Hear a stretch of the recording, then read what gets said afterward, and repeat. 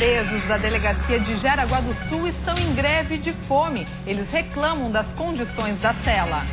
Recusam-se a receber comidas familiares, de advogado, quem quer que seja. Então é uma situação ainda que agrava mais ainda a nossa condição de trabalho aqui na delegacia.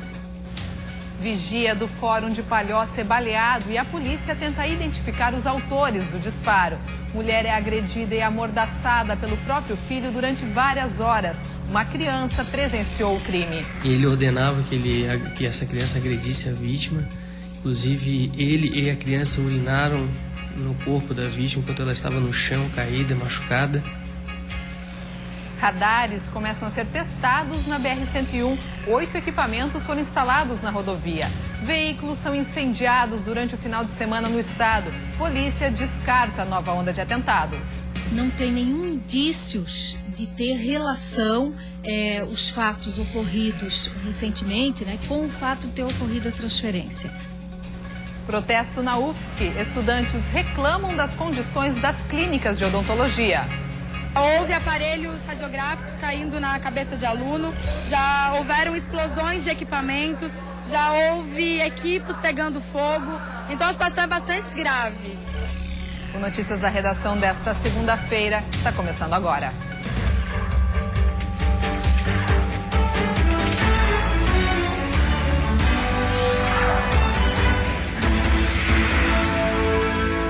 Olá, boa tarde. Com a greve dos agentes prisionais, a Polícia Civil não tem conseguido transferir presos em flagrante para os presídios.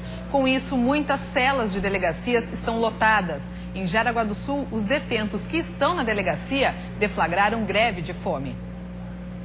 4 presos dividem a mesma cela da delegacia da comarca de Jaraguá do Sul. 3 deles estão aqui desde quinta-feira. São homens que foram detidos por furto, receptação e o não pagamento de pensão alimentícia.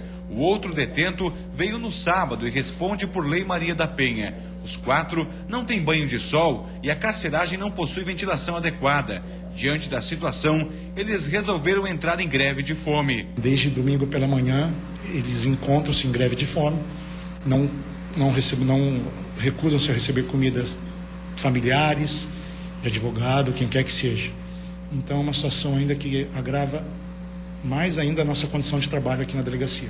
Policiais civis têm acumulado a função de agente prisional, situação que compromete o serviço e o atendimento na delegacia. Na semana passada, um dos presos que estava na cela da delegacia passou mal por 3 vezes e precisou ser encaminhado ao atendimento médico. A cela já chegou a ficar ainda mais lotada, mas alguns presos receberam alvará de soltura expedido pela Justiça. Se não fosse a questão dos alvarás de soltura, aí a gente hoje não teríamos como mais manter essa quantidade de presos. Infelizmente, a gente acaba se deparando com essa situação de criminosos, que acabam sendo postos em liberdade em razão de não termos um lugar adequado para mantê-los. Em um documento escrito à mão e assinado pelos presos, eles pedem melhores condições e a presença de representantes da Justiça, do Ministério Público e dos Direitos Humanos para acabar com a greve de fome. E uma ação do Batalhão de Operações Especiais o BOP resultou na apreensão de drogas e munições no Morro do Mocotó, em Florianópolis. A operação aconteceu no sábado à tarde, no bairro José Mendes, depois que a polícia recebeu uma denúncia.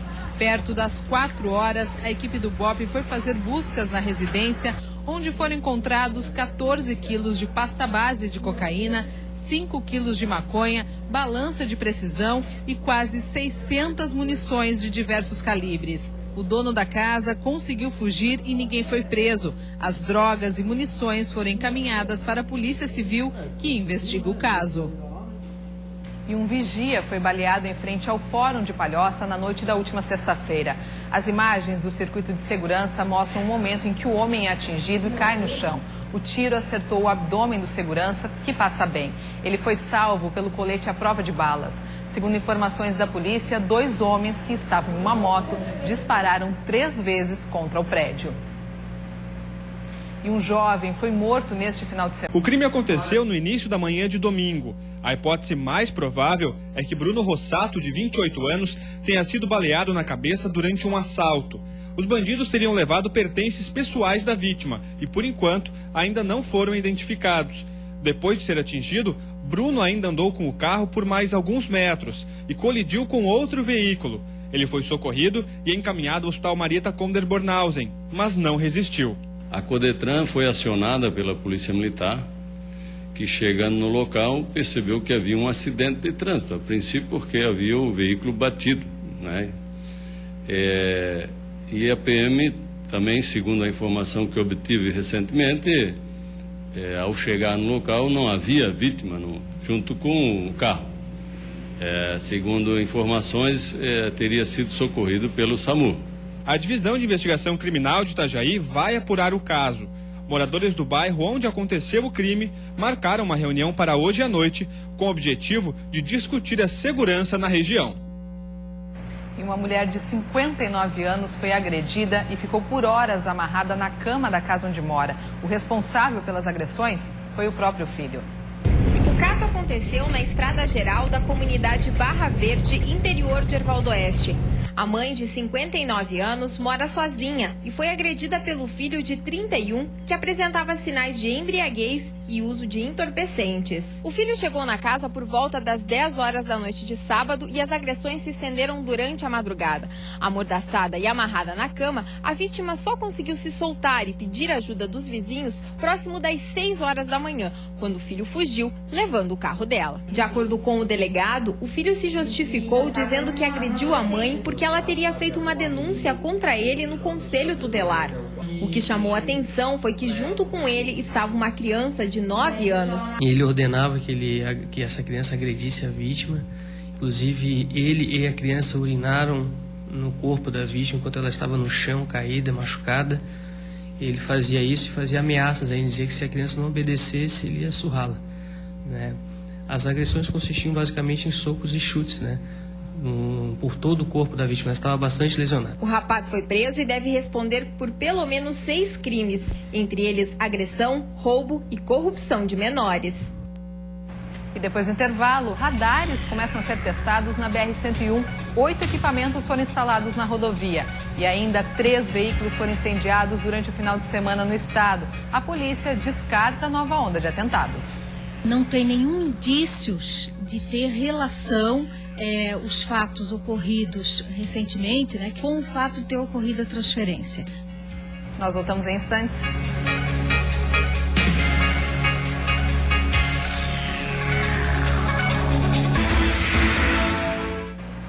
Estamos de volta ao vivo com notícias da redação, agora 1h10. Vamos dar uma olhadinha como está o trânsito aqui na capital neste momento? Temos imagens ao vivo das pontes que fazem a ligação Ilha-Continente. Trânsito fluindo com tranquilidade, tanto na ponte Pedro Ivo quanto na Colombo Salles. Imagens também da Via Expressa, BR-282, onde também o fluxo é intenso, mas flui com tranquilidade nos 2 sentidos. Neste momento, 25 graus na capital. Começou hoje a etapa de teste dos radares fixos da BR-101. Nesta fase, os equipamentos estão ligados apenas em caráter educativo e não serão aplicadas multas. A fiscalização ainda não tem data para começar, mas os motoristas serão informados com antecedência. Foram instalados 2 radares em Joinville, 1 em Balneário Camboriú, 4 em São José e 1 em Palhoça. E nesta terça-feira começam os testes no pedágio recém-construído em Paulo Lopes. Os motoristas ainda não serão cobrados. A tarifa só será paga pelos usuários depois que houver autorização da NTT, o que ainda não tem data para acontecer. E uma das obras mais aguardadas pelos motoristas de Chapecó deve ser inaugurada em breve. O acesso à BR-282 está praticamente concluído e, quando estiver totalmente pronto, deve ajudar a desafogar o trânsito. As obras começaram ainda em 2010. Em 4 anos, a rodovia passou por uma série de melhorias. A principal delas, e mais aguardada pelos motoristas, é a duplicação. O trecho duplicado tem 7,6 quilômetros com vias marginais nos 2 sentidos. Postes de iluminação foram instalados, passarelas para pedestres serão construídas e a pista central pavimentada. Além disso, 2 elevados no trevo de interseção com a BR-282 foram feitos ao longo da rodovia. Mais do que a participação do governo do estado, que totaliza mais de 20 milhões de reais, o que tem que ser destacado na obra é a capacidade de articulação entre o governo do estado, o governo federal, o município município que iniciou a obra com o projeto, o governo federal que investe mais de 80 milhões em dia. A obra, que tem um custo de 102 milhões de reais, ajudará a desafogar um trânsito que, em média, registra a passagem de 16 mil veículos por dia. A inauguração oficial da rodovia deve acontecer no próximo mês. Dia 30/4, estamos inaugurando essa obra com a presença do governador Raimundo Colombo e com o convite feito pelo governador Raimundo Colombo, a presidente Dilma Rousseff, uma vitória para Chapecó e para o Grande Oeste Catarinense. E durante uma fiscalização na BR-101 em Porto Belo, realizada neste sábado, a Polícia Rodoviária Federal apreendeu uma carteira de habilitação vencida há 7 anos. O motorista de 55 anos foi autuado por dirigir veículo com validade da CNH vencida há mais de 30 dias, com multa de R$ 191,54. Além disso, ele teve a habilitação recolhida e o veículo ficou retido até que o homem apresentou um condutor habilitado. E nesta manhã, durante fiscalização da PRF na BR-470, foram apreendidas com um passageiro de um ônibus 18 armas de airsoft e 2 miras laser, que seriam utilizadas para cometer crimes no Vale do Itajaí. O ônibus abordado fazia a linha Assunção-Florianópolis. E segundo o passageiro, de 44 anos, as armas teriam como destino Blumenau. No Brasil, existe uma portaria que regulamenta o uso dos equipamentos usados na prática do esporte airsoft. Eles precisam ter a extremidade pintada de laranja ou vermelho vivo para diferenciá-los das armas de fogo. 3 veículos foram incendiados neste final de semana no estado. A polícia descarta a possibilidade de ser uma nova onda de atentados. Os motivos dos incêndios ainda estão sendo investigados. Mas, coincidência ou não, na sexta-feira, 190 presos foram transferidos do centro de triagem do Estreito para unidades prisionais de Itajaí, Lages e Tubarão. Agora o estado procura um local para construir uma nova unidade na capital. Por conta da superlotação e de um princípio de rebelião, o centro de triagem do Estreito precisou ser esvaziado. A estrutura ficou comprometida e não há condições de abrigar presos no local. Os criminosos pegos pela polícia no fim de semana foram levados para a sede da DEIC, que é um local provisório. A nossa ideia, já para hoje ou nos próximos dias, é que todos os presos sejam encaminhados para uma outra unidade prisional que nós indicaremos no decorrer do dia. De acordo com o diretor do Departamento de Administração Prisional, um novo centro de triagem será construído, com capacidade para mais de 400 presos. Os recursos de aproximadamente 14 milhões de reais já estão garantidos. Porém, ainda não se sabe quando e onde ele será construído. Nós já vistoriamos alguns locais, temos alguns deles já aprovados e é necessário que os executivos municipais se manifestem em favor, não se opondo à instalação de uma unidade prisional. Coincidência ou não, logo após a transferência dos presos, 3 veículos foram queimados durante esse fim de semana no estado. 2 deles, um ônibus e um carro na região da Grande Florianópolis e um outro ônibus em Balneário Camboriú. Para o comando da Polícia Militar, até o momento não há indícios de ligação entre os fatos, já que o modo que os crimes foram cometidos é diferente dos atentados do ano passado. Não tem nenhum indícios de ter relação os fatos ocorridos recentemente, que foi a queima do ônibus e de um veículo em São José, como outros que possam ter ocorrido no estado, com o fato de ter ocorrido a transferência. Por exemplo, o ônibus foi assaltado antes de ser queimado. Quando, na época dos atentados, apenas havia a queima dos veículos. Nesse caso, houve o assalto e depois a queima. Então, está sendo tratado como vandalismo. E você vai ver no próximo bloco, novo protesto na UFSC. Nesta manhã, estudantes fizeram uma manifestação reclamando das condições das clínicas de odontologia. Houve aparelhos radiográficos caindo na cabeça de aluno, já houveram explosões de equipamentos, já houve equipes pegando fogo, então a situação é bastante grave. Os detalhes você confere a seguir.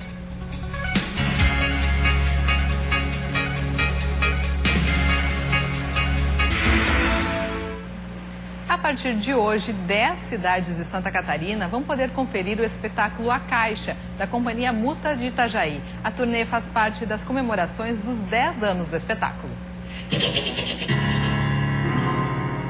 Caixa é uma apresentação de teatro de bonecos que, sem palavras e com enredo simples, apresenta uma trama sobre a ideia sustentável diante de brinquedos inutilizados. O espetáculo já passou por mais de 200 palcos de diversas cidades do Brasil e do exterior.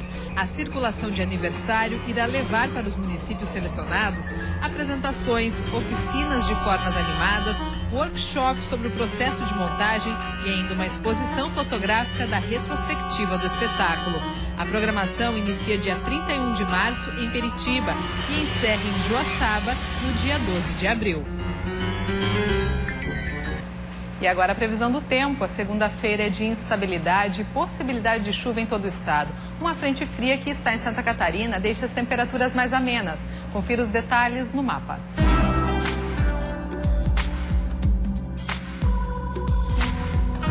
Na Serra, muita nebulosidade e possibilidade de chuva durante toda a tarde e também à noite. Máxima de 22 graus. Na região norte, dia chuvoso e os termômetros não passam dos 28. No oeste, muitas nuvens e chance de chuva. Temperatura chega aos 25 graus. No Vale do Itajaí, instabilidade e possibilidade de chuva durante todo o dia. Máxima de 26. No sul, céu com muitas nuvens e chuva nesta segunda-feira. Máxima de 28 graus. Na Grande Florianópolis, nebulosidade e possibilidade de chuva ao longo da tarde e também à noite. Máxima de 27 graus. E novamente a UFSC em Florianópolis é palco de protestos. Desta vez, estudantes de odontologia fizeram uma manifestação no campus pedindo melhorias nas clínicas onde acontecem as aulas práticas. Alunos de odontologia da Universidade Federal de Santa Catarina em Florianópolis pedem atenção. Os universitários caminharam pelo campus até a reitoria para fazer a entrega das chaves das duas clínicas em que os estudantes, nas fases finais do curso, realizam os atendimentos para a comunidade. Por mês, cerca de 2.000 pessoas eram atendidas no local que está fechado. Mas as reclamações são antigas. No meio do ano passado, as atividades chegaram a ser paralisadas por falta de estrutura. Uma pequena reforma foi feita, mas pouca coisa mudou. Equipamentos enferrujados com mais de 30 anos de uso e mobiliário danificado fazem parte da rotina nos atendimentos. E desde o início do ano, nem mesmo a esterilização dos materiais é possível de ser feita por falta de maquinário. Houve aparelhos radiográficos caindo na cabeça de aluno, já houveram explosões de equipamentos, já houve equipes pegando fogo, então a situação é bastante grave. Mais de 500 alunos estão com o ensino comprometido. Chegou num ponto tal que só com uma intervenção mais radical é que nós vamos ter condições de realmente proporcionar um ensino de alta qualidade e os alunos aprenderem. A reitora chegou a falar rapidamente com os estudantes e se comprometeu a buscar uma saída. Nós estamos no Conselho Universitário, o compromisso sempre foi assumido. O que nós precisamos é que todos trabalhem em conjunto. Os alunos prometem não retornar para as salas de aula enquanto uma solução não for encontrada para as clínicas. E hoje a gente fica por aqui. Outras informações no Band Cidade às 6:50 da noite. Uma boa tarde para você, um bom início de semana e voltamos amanhã a partir da 1 da tarde. Até lá!